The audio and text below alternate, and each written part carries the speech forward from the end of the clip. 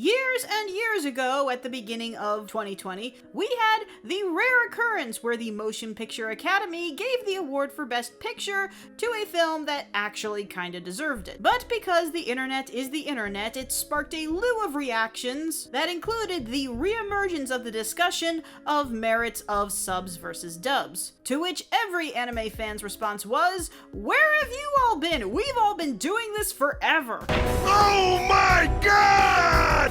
Well, I guess films have technically been doing it longer. Will be a sensation.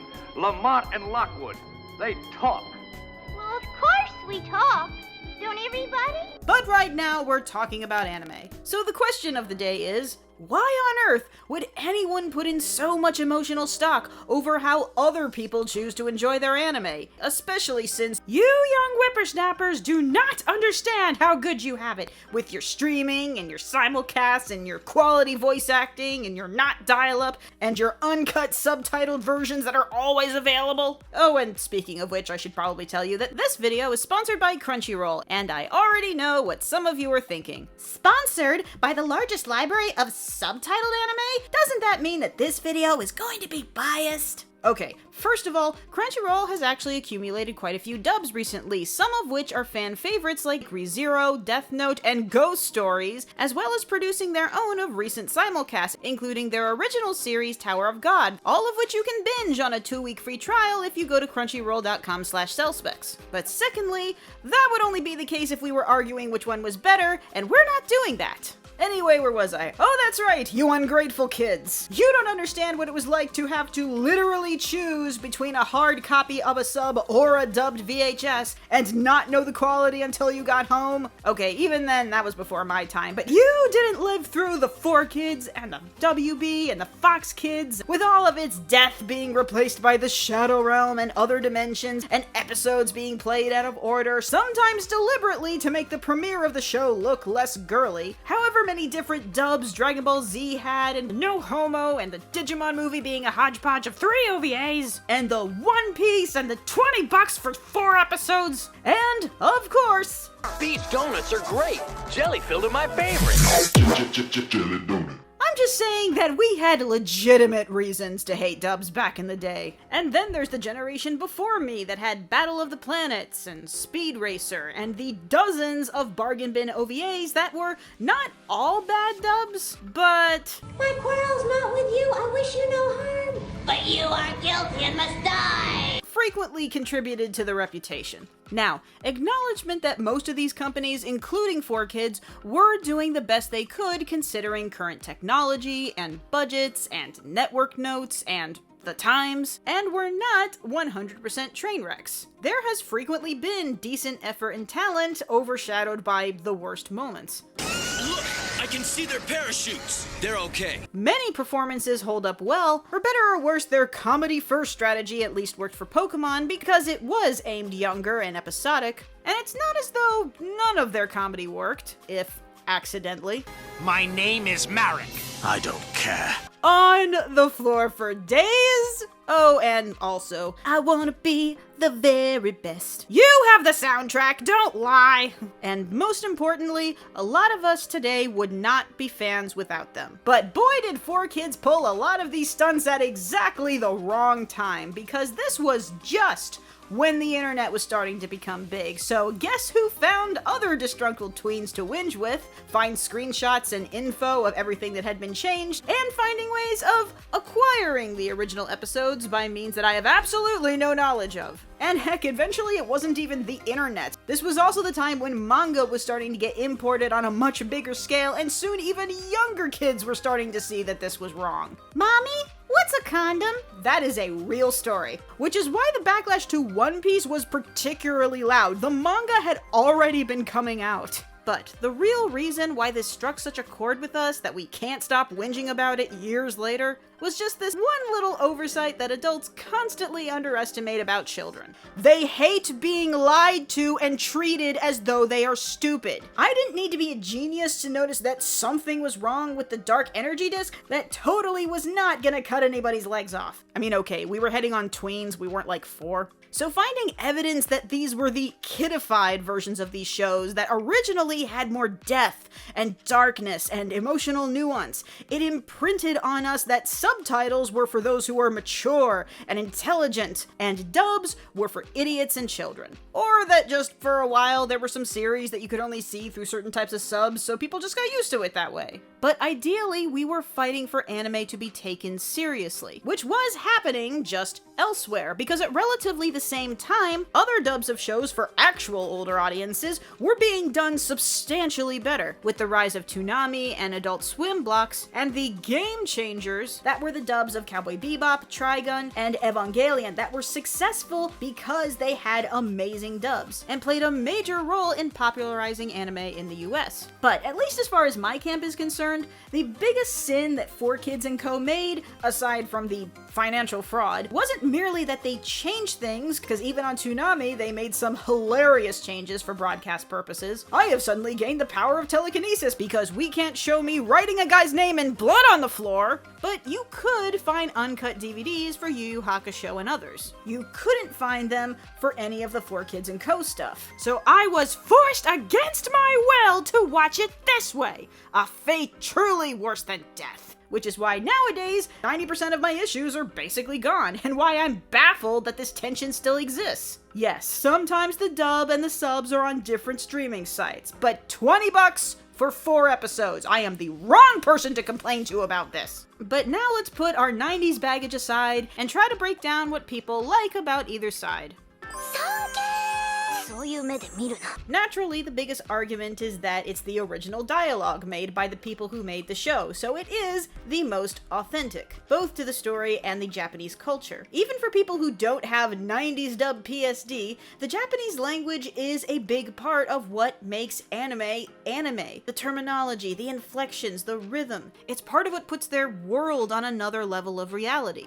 And I think a certain amount of this anime aesthetic that was so appealing to some was because we didn't understand it. Because we didn't know the words, we were paying more attention to the subtleties and inflections and emotions of the voice actors. And I think this contributed to the idea that Japanese voice actors are better than American ones, which I'm not saying is not true, because there's like entire schools dedicated to voice acting in Japan. But for American voice actors, we're exposed to other factors, like the phrasing and a word choice of the actual dialogue that often in anime can come off as awkward. Because I don't know if you know this about anime, but they can be kind of weird and melodramatic and extra. And even when they're not, they're often cheesy and repetitive. Basically, there's just some lines that are a bit more bearable to read than they are to hear the actual words. But for many people, it can have the opposite effect. Because you don't understand, you don't notice the subtle differences in VA quality, but subs still usually end up being the neutral, bearable alternative to a particularly bad dub. This, of course, can be overcome with good performances and translations, but, like, I saw Mirai in Japanese deliberately because I don't like it when dubs say Big Brother. Like, we don't say that. In addition, there are some things that are understandably missable, but can be caught if you're paying attention. Like how Bakugo's initially proposed hero name isn't just hilariously violent, it also sounds like his name. And if you watch subs on a regular basis, even if you don't do any research, you usually pick up on things like honorifics. The sans, the chans, the kuns, the senpais. They're not always significant, but they're an excellent shorthand for quickly relaying the level of intimacy in a relationship. And on multiple occasions, there's been a significant or emotional moment when an honorific has been changed or dropped. Dubs sometimes have honorifics, or just a couple of them, but recently, not often, as most would agree without impeccable delivery, they just sound too out of place. Though in the late 2000s, significantly more had them, pretty much for the reason of trying to win back all of the dub haters. Back here, Haru-chan! See? Look how accurate we're being! Then who are you calling Haru-chan? Not to mention that if you're not listening to the Japanese dialogue, how else are you gonna hear all the hilarious failed attempts at speaking English? Jesus Christ, let him be accused, O Lord, come, amen. However, beyond some of that, the advantages of subs tend to be for people who either know or want to know more about Japanese language, which is not everyone. He moved! The human got up from his spot! On the most basic level, people tend to prefer dubs so they can hear it in their native language and they don't have to read subtitles. And many an internet a-hole has retorted with accusations that said people are illiterate or stupid, that reading one sentence at a time is too much for them. But the fact is, yeah, some people do have difficulties with reading, whether it's diagnosable problems like poor eyesight or dyslexia, or anyone who just absorbs information quicker by hearing rather than reading. So by hearing the dialogue, they're able to follow the story better, even if it is just by a fraction of a second. Especially since anime, in comparison to cartoons, do have a tendency to be very wordy, going on elongated monologues about philosophy and motivational speeches. There's a current show on called Wave about a radio personality, and her whole thing is that she talks super fast. Which means that the subtitles tend to be bulky and go by very quickly. It's certainly impressive, but if you're not up to it, it's exhausting to keep up with. I'd really like some dialogue-dense series like Recreators and Babylon and Vinland Saga and even Eizouken, but I do wish that they had dubs so more people could appreciate them, because for some, it is just too much. And sometimes, people just like that they can be able to turn away from the screen for 10 seconds without missing anything significant. I know, as much as any work deserves your complete and total attention, a lot of people these days like to have the TV on while they do other things. And while some people's experience may indeed be improved by hearing the original dialogue, but somewhat at the cost of appreciating it fully visually, by the nature of the subtitles existing and locking your eyes consistently to the bottom quarter of the screen. Again, for a lot, just by a fraction of a second and not enough to impede everyone's enjoyment, but it's also understandable if some people prefer to have as much time as possible to appreciate the dazzling beauty and detail that many anime films and series have. And one little personal note, I kind of like it when female characters don't sound like they're constantly snorting helium. But the real fight is usually about how much creative license a dub took to make it sound naturally English. Now, first and foremost, for everyone that insists how sacred the original context is, subtitles are also imperfect because A, something will always get lost in translation no matter how exact you are without learning Japanese. B, how can someone appreciate the story at maximum efficiency if you're either still trying to catch up to it or struggling to understand it? And C, there are times, even in between the translations of subs and dubs, where changes are necessary and beneficial, if only to fit the lip flaps. By the way, I know it's not uncommon for the dub to fit the lip flaps better than the original Japanese, but that's because the Japanese production has like a million other things to worry about. Anyway, one of the hardest things to tackle is puns, because they are very language and culturally rooted, and boy, do the Japanese love them, and are there a lot of them. Most of the time, you've got one of two choices. You translate it straight and just let the joke die for the sake of accuracy. Sometimes you can't help it if it's narratively important. But at the best of times, I find that creating a new English pun works best because even though it's not perfectly accurate, it's more in keeping with the spirit of the original line by providing some groan-worthy comedy rather than just confusing people. A separate debate that emerges is whether or not we should include translator notes for the humor and details that simply can't be translated. Something people both liked and hilariously mocked about the age of fan subs. And actually, these do pop up every once in a while, usually for something relatively brief, such as this fantastic joke in Your Name where the girl in the boy's body tries to figure out what pronoun he uses. That in the dub basically equates to about 10 seconds of gibberish, but official subs tend not to do this for anything much longer than that because they don't want to break the flow of the episode with an extra paragraph of text you'd have to pause for. Though technically the official companies did once upon a time have more detailed translation notes, they were just in the extra feature sections of DVDs. And when they do, they tend to be utilized more in subs, while dubs usually try to find a way around them. But then you have the dubs that take their creative license somewhat beyond the realm of necessity. Most of the time we saw this being done with comedies under the idea that as long as it was funny, it was fair game. Hetalia and Sergeant Frog add a lot on top of what's already there, and only sometimes replaces. I say we hit Italy first because they can't drive and are usually drunk. Now, I'll say that I prefer both of these dubbed because I like a lot of the added humor, and that in both cases, all of the characters and what story there is remains intact. but there is a little bit of a change from the original tone, as the dubs are slightly more sarcastic and cynical, where the original versions were a bit more cutesy. But maybe I just get that idea because the Japanese voices are higher. In comparison, Konosuba and Nichijou both have great dubs that don't change very much at all, but it's also because they're already pretty manic comedies. Yu Yu Hakusho is probably considered the gold standard in terms of a dub that is still fairly loyal, but took its share of dialogue and comedic liberties. But not because it was the intent to alter the series in any way. In fact, it almost seemed like a natural evolution, as all of the main characters are delinquents in some way or another, so conversing primarily in sarcasm and disses was really only one step further from the existing, somewhat basic shonen dialogue. The key was that every line still seemed like something that each character would say, while still allowing the serious moments to be serious.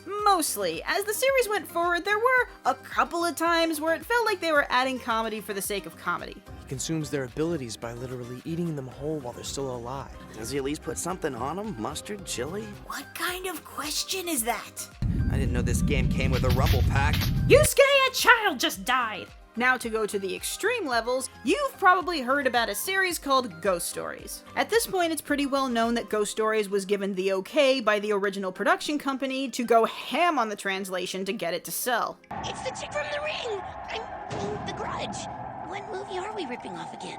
And though Ghost Stories is very popular with its South Park on steroids dub, it isn't universally beloved, because it's not as though the original Ghost Stories had no fans, and though it didn't do well, neither did Cowboy Bebop, and some felt this style robbed the series of a chance to find its own fanbase. Which of course isn't completely true. Again, the subtitled version is there, but hardly anybody knows about that because the dub has completely overshadowed it. Now, comparing Ghost Stories to Cowboy Bebop may seem a bit much, especially considering visually Ghost Stories is pretty ugly. The most reasonable fear is that as dubs tend to be the most frequently watched version of any anime, worry that a dub will misrepresent what an anime really is, even if it's just a character or a moment. I'm not sorry that we got Ghost Stories, but it is probably best that it's a one-hit wonder. Plus, we're living in a post-abridged YouTuber age. If we want funny alternadubs, we'll make them ourselves. Still, at the end of the day, I feel currently we've achieved a great overall balance of emphasizing both accuracy and good performance. We are no longer in the age of jelly donuts, or Miyazaki's producer sending katana threats to Harvey Weinstein for making too many cuts to Princess Mononoke. But because human mistakes are still made both by veterans and new blood entering the anime dubbing game as anime gets more and more mainstream. Only a few years ago, Aiko's first dub was notoriously bad, as I can only hope was the result of some amateur's budgetary decision, outsourced it to Malaysia, who basically read the subtitles and thought that was good enough. The dub was redone in that same year. And then, there is the new Ava dub, to which some of the complaints are rooted in nostalgia, and some of which are totally valid. The thing is, I get the idea of being dub skeptical rather than dub nitpicky. And it's not even as though the age of adding things to comedies is over. Last year's How Heavy Are Your Dumbbells definitely had some fun. Now, it may feel like a lot in this video I'm giving sub-only people a hard time, which I admit a lot of is me dealing with my own past. However, dub-only people can be just as unreasonable, other than for practical reasons. Because refusing to watch any subtitled anime, they're really just shooting themselves in the foot, because the biggest advantage of subtitles is that they're easier and quicker and cheaper to produce, so much more of the available anime, not to mention the earliest, is subtitled. And do not tell me it's because only good series get dubbed, because that is not how it works. A Place Further Than the Universe, Lovely Complex, Recreators, and Dororo and Eizouken don't have dubs, but you know what does? Conception. So, yeah, when it comes to subs and dubs, we all have our tiffs and our personal preferences, but it does seem like most of the time, minority angry voices on the internet aside, most people are aware that their personal preference is a personal preference. And according to this poll I gave out some time ago, most are not one or die for either side, usually opting to be more flexible depending on what kind of show it is, how they're watching it, who made it, who's in it. Some people are more lenient on dubs if they just don't take place in Japan. The important thing to remember is that regardless of how you experience it, we all love anime. And Crunchyroll is a great way to experience both. I've been using Crunchyroll for years because of its vast library, including manga and dramas, and because it's the exclusive home of many of my personal favorite series. A Place Further Than the Universe is a story of 4 girls who journey to Antarctica after one of the girls' mothers goes missing on an expedition. It is one of my absolute favorite female friendship series, with some of the best written banter in all of anime. Lovely Complex has been on many people's best romantic comedy lists for a while, but has only become available for streaming anywhere just this year. About a temperamental tall girl and a temperamental short boy that gradually start to fall for each other. It is one of the very few romantic comedies I like that isn't making fun of other romantic comedies. And I know at this point I'm a broken record, but if you are an animation buff and you have not yet watched, keep your hands off the Azoken and witness the glory that is no-nonsense best girl Kanamori. Why? So if you want to check out these great series or any of the hundreds of classic and current anime, go to crunchyroll.com/Cellspick for your 2-week free trial. Every episode is available in HD, can be played on any of your devices, and simulcasts are uploaded 1 hour after they air in Japan. I'm greatly enjoying My Next Life as a Villainess and Ascendance of a Bookworm, and if you're already a fan, let me know what you've been watching in the comments. I love recommendations.